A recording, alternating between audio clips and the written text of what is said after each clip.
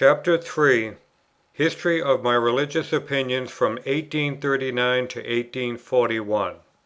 And now that I am about to trace, as far as I can, the course of that great revolution of mind, which led me to leave my own home, to which I was bound by so many strong and tender ties, I feel overcome with the difficulty of satisfying myself in my account of it, and have recoiled from the attempt, till the near approach of the day on which these lines must be given to the world forces me to set about the task.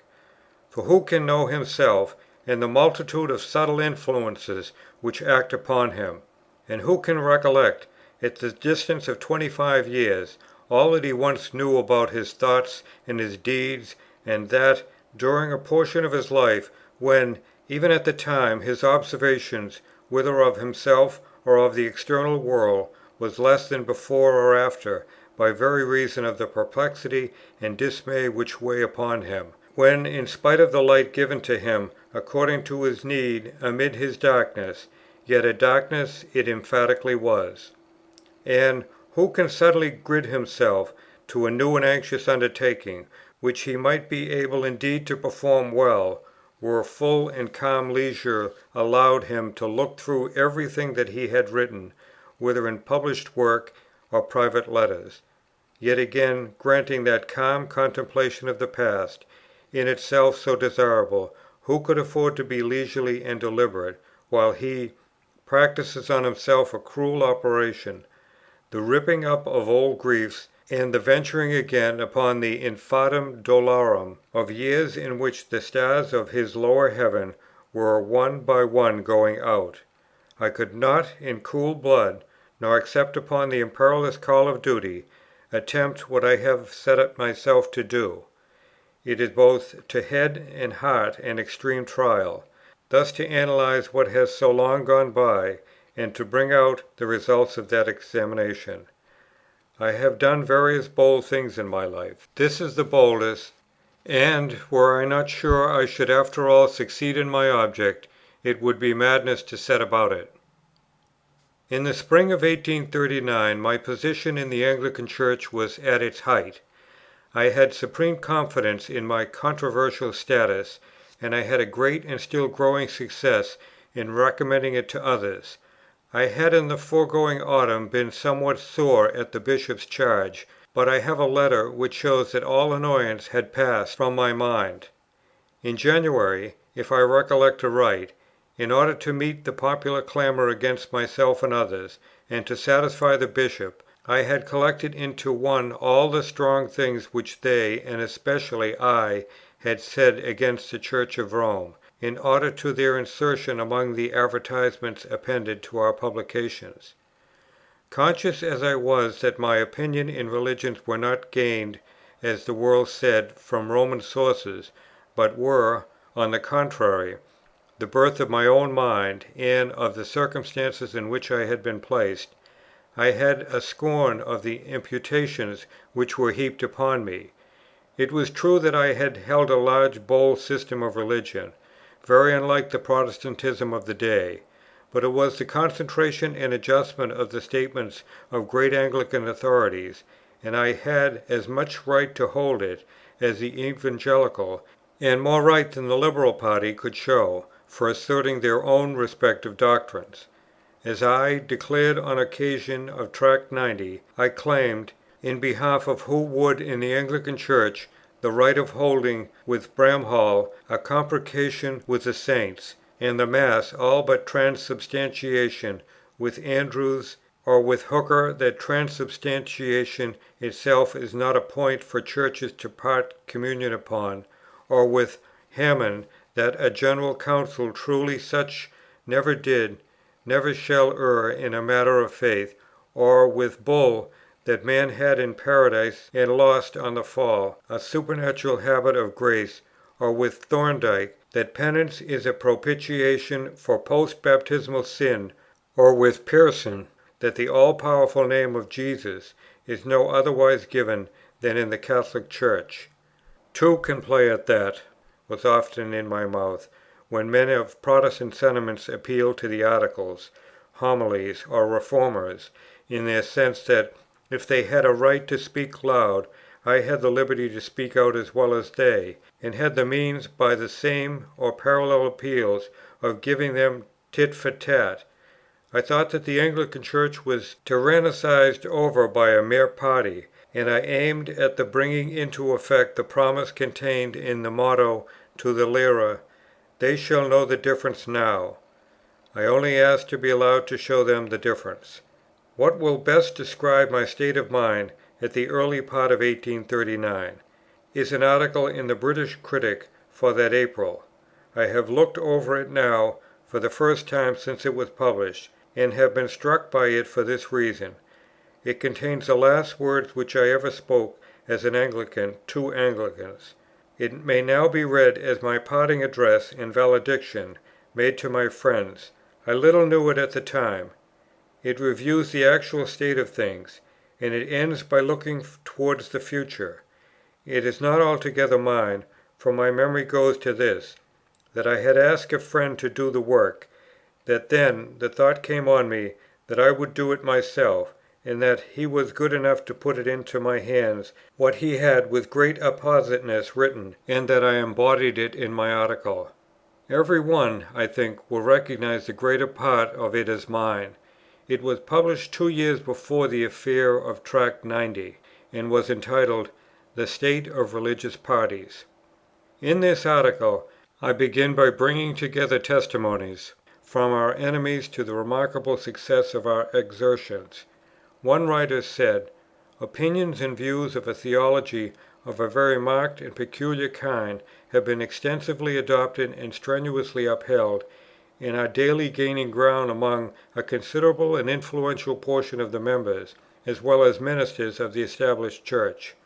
Another, "The movement has manifested itself with the most rapid growth of the hot bed of these evil days." Another, "The Via Media is crowded with young enthusiasts who never presume to argue except against the propriety of arguing at all." Another, "Were I to give you a full list of the works which they have produced within the short space of 5 years, I should surprise you. You would see what a task it would be to make yourself complete master of their system, even in its present probably immature state." The writers have adopted the motto, "In quietness and confidence shall be your strength." With regard to confidence, they have justified their adopting it; but as to quietness, it is not very quiet to pour forth such a succession of controversial publications. Another, "The spread of these doctrines is in fact now having the effect of rendering all other distinctions obsolete, and of severing the religious community into two portions, fundamentally and vehemently opposed one to the other. Soon there will be no middle ground left, and every man, and especially every clergyman, will be compelled to make his choice between the two." Another, "The time has gone by, when those unfortunate and deeply regretted publications can be passed over without notice, and the hope that their influence would fail is now dead." Another, "These doctrines had already made fearful progress. One of the largest churches in Brighton is crowded to hear them. So is the church at Leeds. There are few towns of note to which they have not extended. They are preached in small towns in Scotland. They obtain in Angleshire, 600 miles north of London. I found them myself in the heart of the Highlands of Scotland. They are advocated in the newspaper and periodical press. They have even insinuated themselves into the House of Commons. And lastly, a bishop in a charge. It is daily assuming a more serious and alarming aspect. Under the specious pretence of deference to antiquity and respect for primitive models, the foundations of the Protestant Church are undermined by men who dwell within her walls, and those who sit in the Reformer's seat are traducing the Reformation." After thus stating the phenomenon of the time, as it presented itself to those who did not sympathize in it, the article proceeded to account for it, and this it does by considering it as a reaction from the dry and superficial character of the religious teaching in the literature of the last generation or century, and as a result of the need which was felt both by the hearts and the intellects of the nation for a deeper philosophy. and as the evidence and as the partial fulfilment of that need, to which even the chief authors of the then generation had borne witness. First, I mention the literary influence of Walter Scott, who turned men's minds in the direction of the Middle Ages. The general need, I said, of something deeper and more attractive than what had offered itself elsewhere may be considered to have led to his popularity, and by means of his popularity he reacted on his readers, stimulating their mental thirst, feeding their hopes, setting before them visions which when once seen are not easily forgotten, and silently indoctrinating them with nobler ideas which might afterwards be appealed to as first principles. Then I spoke of Coleridge thus: while history in prose and verse was thus made the instrument of Church feelings and opinions, a philosophical basis from the same was laid in England by a very original thinker, who, while he indulged a liberty of speculation which no Christian can tolerate, and advocated conclusions which were often heathen rather than Christian, yet after all installed a higher philosophy into inquiring minds than they had hitherto been accustomed to accept. In this way he made trial of his age, and succeeded in interesting its genius in the cause of Catholic truth. Then came Southey and Wordsworth, two living poets, one of whom in the department of fantastic fiction, the other in that philosophical meditation, have addressed themselves to the same high principles and feelings, and carried forward their readers in the same direction. Then comes a prediction of this reaction hazarded by a sagacious observer withdrawn from the world, and surveying its movement from a distance, Mr. Alexander Knox. He had said 20 years before the date of my article, "No Church on earth has more intrinsic excellence than the English Church, yet no Church probably has less practical influence. The rich provision, made by the grace and providence of God, for habits of a noble kind, is evidence that men shall arise, fitted both by nature and ability, to discover for themselves, and to display to others, whatever yet remains undiscovered, whether in the words or works of God." Also I referred to a much venerated clergyman of the last generation, who said shortly before his death, "Depend on it, the day will come when those great doctrines, now buried, will be brought out to the light of day, and then the effect will be fearful." I remarked upon this, that they who now blame the impetuosity of the current, should rather turn their animadversions upon those who have dammed up a majestic river till it has become a flood. These being the circumstances under which the movement began and progressed, it was absurd to refer it to the act of 2 or 3 individuals. It was not so much a movement as a spirit afloat. It was within us, rising up in hearts where it was least suspected, and working itself, though not in secret, yet so subtly and impalpably as hardly to admit of precautions or encounter on any ordinary human rules of opposition. It is, I continued, an adversary in the year, a something one and entire, a whole, wherever it is, unapproachable and incapable of being grasped, as being the result of cause far deeper than political or other visible agencies, the spiritual awakening of spiritual wants. To make this clear, I proceed to refer to the chief preachers of the revived doctrines at that moment, and to draw attention to the variety of their respective antecedents. Dr. Hook and Mr. Churton represented the high Church dignitaries of the last century; Mr. Perceval, the Tory aristocracy; Mr. Keble came from a country parsonage; Mr. Palmer from Ireland; Dr. Pusey from the Universities of Germany and the study of Arabic, MSS; Mr. Dodsworth from the study of prophecy. Mr. Oakley had gained his views, as he himself expressed it, partly by study, partly by reflection, partly by conversation with 1 or 2 friends, inquirers like himself, while I speak of myself as being much indebted to the friendship of Archbishop Whately. And thus I am led on to ask, what head of a sect is there? What march of opinions can be traced from mind to mind among preachers such as these? They are one and all in their degree the organs of one sentiment, which has risen up simultaneously in many places very mysteriously. My train of thought next led me to speak of the disciples of the Movement, and I freely acknowledged and lamented that they needed to be kept in order. It is very much to the purpose to draw attention to this point now, when such extravagancies as then occurred, whatever they were, are simply laid to my door, or to the charge of the doctrines which I advocated.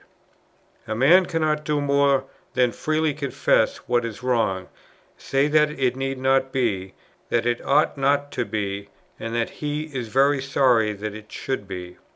Now I said in the Articles, which I am reviewing, that the great truths themselves, which we were preaching, must not be condemned on account of such abuse of them. Aberrations there must ever be, whatever the doctrine is, while the human heart is sensitive, capricious, and wayward. A mixed multitude went out of Egypt with the Israelites. There will ever be a number of persons, I continued, professing the opinions of a movement party, who talk loudly and strangely, do odd or fierce things, display themselves unnecessarily, and disgust other people; persons too young to be wise, too generous to be cautious, too warm to be sober, or too intellectual to be humble. Such persons will be very apt to attach themselves to particular persons, to use particular names, to say things merely because others do, and to act in a party-spirited way. While I thus republish what I then said about such extravagancies as occurred in these years, at the same time I have a very strong conviction that those extravagancies furnished quite as much the welcome excuse for those who were jealous or shy of us, as the stumbling blocks of those who were well inclined to our doctrine. This too we felt at the time, but it was our duty to see that our good should not be evil spoken of, and accordingly 2 or 3 of the writers of the Tracts for the Times had commenced a series of what they called plain sermons, with the avowed purpose of discouraging and correcting whatever was uppish or extreme in our followers. To this series I contributed a volume myself. Its conductors say in their preface, "If therefore, as time goes on, there shall be found persons who, admiring the innate beauty and majesty of the fuller system of primate Christianity, and seeing the transcendent strength of its principles, shall become loud and voluble advocates in their behalf, speaking the more freely, because they do not feel them deeply as founded in divine and external truth, of such persons it is our duty to declare plainly, that as we should contemplate their condition with serious misgivings, so would they be the last persons from whom we should seek support. But if, on the other hand, there shall be any who, in the silent humility of their lives, and their unaffected reverence for holy things, show that they in truth accept these principles as real and substantial, and by habitual purity of heart and serenity of temper, give proof of their deep veneration for sacraments and sacramental ordinances, those persons, whether our professed adherents or not, best exemplify the kind of character which the writers of the Tracts for the Times have wished to form." These clergymen had the best of claims to use their beautiful words, for they were themselves, all of them, important writers of the Tracts, the 2, Mr. Kebles and Mr. Isaac Williams. In this passage, with which they ushered their series into the world, I quoted in the Articles, of which I am giving an account, and I added, "What more can be required of the preachers of neglected truth, than that they should admit that some, who do not assent to their preaching, are holier and better men than some who do? They were not answerable for the intemperance of those who dishonoured a true doctrine, providing they protest, as they did, against such intemperance. They were not answerable for the dust and din which attends any great moral movement. The truer doctrines are, the more liable they are to be perverted.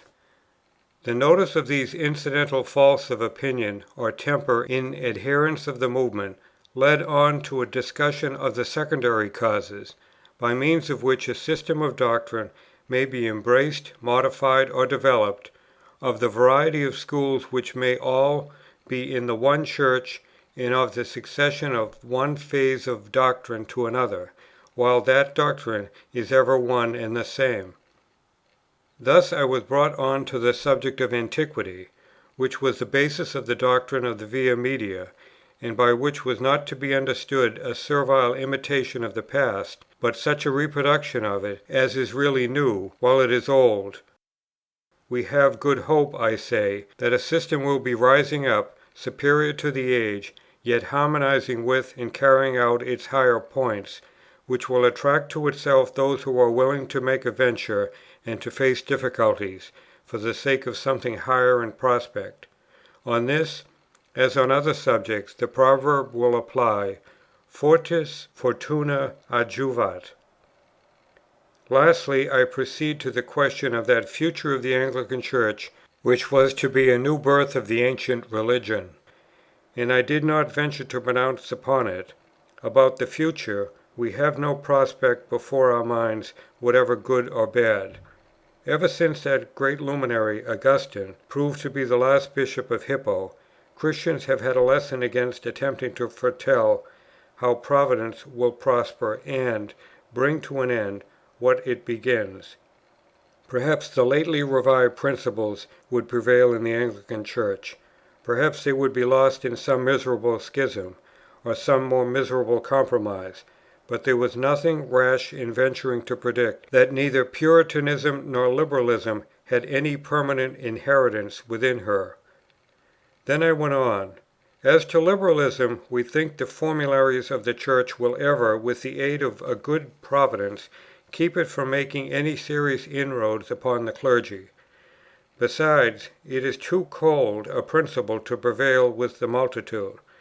But as regards what was called Evangelical Religion or Puritanism, there was more to cause alarm.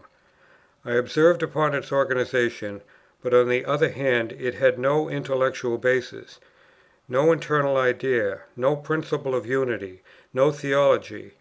Its adherents, I said, are already separating from each other; they will melt away like a snowdrift.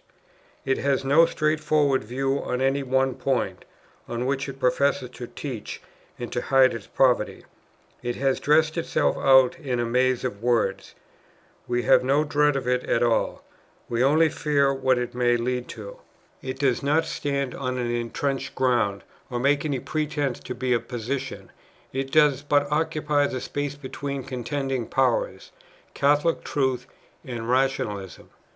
Then indeed will be the stern encounter, when two real and living principles, simple, entire, and consistent, one in the Church and the other out of it, at length rush upon each other, contending not for the names and words, or half-views, but for elementary notions and distinctive moral characters. Whether the idea of the coming age upon religion were true or false, at least they would be real. In the present day, I said, mistiness is the mother of wisdom. A man can set down half a dozen general propositions, which escape from destroying one another, only by being diluted into truisms, who can hold the balance between the opposites so skilfully as to do without fulcrum or beam, who never enunciates the truth without guarding himself against being supposed to exclude the contradictory, who holds that Scripture is the only authority, yet that the Church is to be deferred to, that faith only justifies, yet that it does not justify without works, that grace does not depend on the sacraments, yet is not given without them, that bishops are a divine ordinance, yet those who have them not are in the same religious condition as those who have. This is your safe man, and the hope of the Church. This is what the Church is said to want, not party men, but sensible, temperate, sober, well-judging persons, to guide it through the channel of no meaning, between the Scylla and Charybdis of A and No. This state of things, however, I said could not last, if men were to read and think. They will not keep in that very attitude which you call sound Church of Englandism or orthodox Protestantism. They cannot go on for ever standing on one leg, or sitting without a chair, or walking with their feet tied, or like Tityrus's stags grazing in the air. They will take one view or another, but it will be a consistent view. It may be Liberalism, or Erastianism, or Popery, Catholicity, but it will be real. I concluded the article by saying that all who did not wish to be democratic, or pantheistic, or popish, must look out for some via media which will preserve us from what threatens, though it cannot restore the dead. The spirit of Luther is dead, but Hildebrand and Loyola are alive. Is it sensible, sober, judicious, to be so very angry with those writers of the day, who point to the fact that our divines of the 17th century have occupied a ground which is the true and intelligible mean between extremes? Is it wise to quarrel with this ground, because it is not exactly what we should choose, had we the power to choose? Is it true moderation, instead of trying to fortify a middle doctrine, to fling stones at those who do? Would you rather have your sons and daughters members of the Church of England, or of the Church of Rome? And thus I left the matter. But while I was speaking of the future of the movement, I was in truth winding up my accounts with it, little dreaming that it was so to be.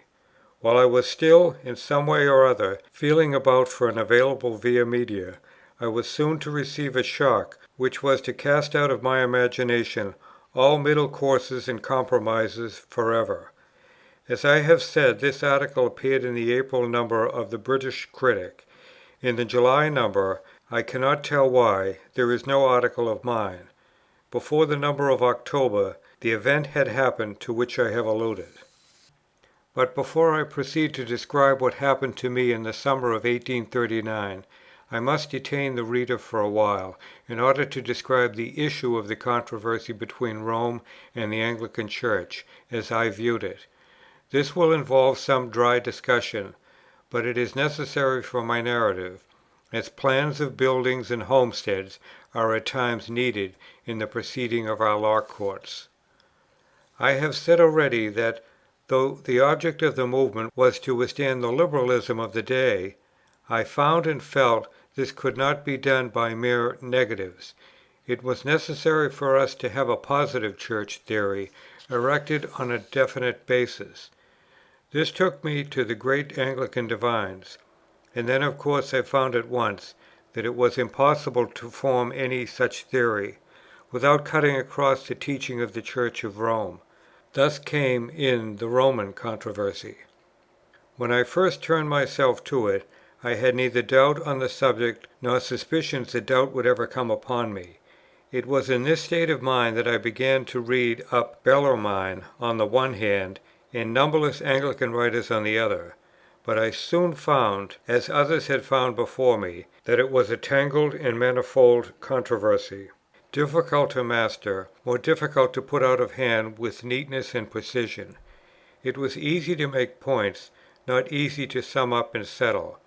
It was not easy to find a clear issue for the dispute, and still less by a logical process to decide it in favour of Anglicanism. This difficulty, however, had no tendency whatever to harass or perplex me. It was a matter which bore not on convictions, but on proofs. First, I saw, as all see who study the subject, that a broad distinction had to be drawn between the actual state of belief and of usage in the countries which were in communion with the Roman Church and her formal dogmas. The latter did not cover the former. Sensible pain, for instance, is not implied in the Tridentine decree upon purgatory, but it was the tradition of the Latin Church, and I had seen pictures of souls in flames in the streets of Naples. Bishop Lloyd had brought this distinction out strongly in an article in the British Critic in 1825.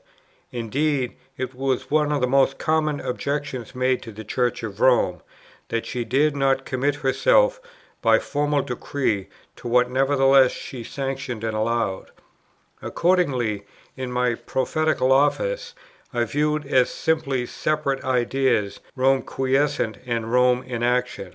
I contrasted her creed on the one hand with her ordinary teachings, her controversial tone, her political and social bearing, and her popular beliefs and practices on the other. While I made this distinction between the decree and the traditions of Rome, I drew a parallel distinction between Anglicanism quiescent and Anglicanism in action. In its formal creed, Anglicanism was not a great distance from Rome. Far otherwise, when viewed in its insular spirit, the tradition of its establishment, its historical characteristics, its controversial rancour, and its private judgment, I disavowed and condemned those excesses, and called them Protestantism or ultra-Protestantism. I wished to find a parallel disclaimer on the part of Roman controversialists of that popular system of belief and usage in their own Church, which I call Popery. When that hope was a dream, I saw that the controversy lay between the book theology of Anglicanism on the one side, and the living system of what I called Roman corruption on the other. I could not get further than this. With this result I was forced to content myself. These then were the parties in the controversy, the Anglican Via Media and the popular religion of Rome. And next, as to the issue to which the controversy between them was to be brought, it was this: the Anglican disputant took his stand upon Antiquity or Apostolicity, the Roman upon Catholicity. The Anglican said to the Roman, "There is but one faith, the ancient, and you have not kept it." The Roman retorted, "There is but one Church, the Catholic, and you are out of it." The Anglican urged, "Your special beliefs, practices, modes of action are nowhere in Antiquity." The Roman objected, "You do not communicate with any one Church besides your own and its offshoots, and you have discarded principles, doctrines, sacraments, and usages, which are and ever have been received in the East and the West." The true Church, as defined in the Creeds, was both Catholic and Apostolic. Now, as I viewed the controversy in which I was engaged, England and Rome had divided these notes or prerogatives between them. The cause lay thus: Apostolicity versus Catholicity. However, in thus stating the matter, of course I do not wish to suppose that I allowed the note of Catholicity really to belong to Rome, to the disparagement of the Anglican Church; but I considered that the special point or plea of Rome in the controversy was Catholicity, as the Anglican plea was Antiquity. Of course I contend that the Roman idea of Catholicity was not ancient and apostolic. It was, in my judgment, at the utmost, only natural, becoming, expedient, that the whole of Christendom should be united in one visible body, while such a unity might, on the other hand, be nothing more than a mere heartless and political combination. For myself, I held with the Anglican divines, that in the primitive Church there was a very real mutual independence between its separate parts, though from a dictate of charity there was in fact a close union between them. I considered that each see and diocese might be compared to a crystal, and that each was similar to the rest, and that the sum total of them all was only a collection of crystals. The unity of the Church lay not in its being a polity, but in its being a family, a race, coming down by apostolical descent from its first founders and bishops. And I considered this truth brought out beyond the possibilities of dispute in the Epistles of St. Ignatius, in which the bishop is represented as the one supreme authority in the Church, that is, in his own place, with no one above him, except as, for the sake of ecclesiastical order and expedience, arrangements had been made by which one was put over or under another. So much for our claim to Catholicity, which was so perversely appropriated by our opponents to themselves. On the other hand, as to our special strong point, Antiquity, while of course by means of it we were able to condemn most emphatically the novel claim of Rome to domineer over other Churches, which were in truth her equals. Further than that, we thereby especially convicted her of the intolerable offence of having added to the faith. This was the critical head of accusation urged against her by the Anglican disputant, and as he referred to St. Ignatius in proof that he himself was a true Catholic, in spite of being separated from Rome, so he triumphantly referred to the treatise of Vincentius of Lerins upon the quod semper, quod ubique, quod ab omnibus, in proof of that the controversialists of Rome, in spite of their possession of the Catholic name, were separated in their creed from the apostolical and primitive faith. Of course, those controversialists had their own mode of answering him, with which I am not concerned in this place. Here I am only concerned with the issue itself, between the one party and the other, Antiquity versus Catholicity.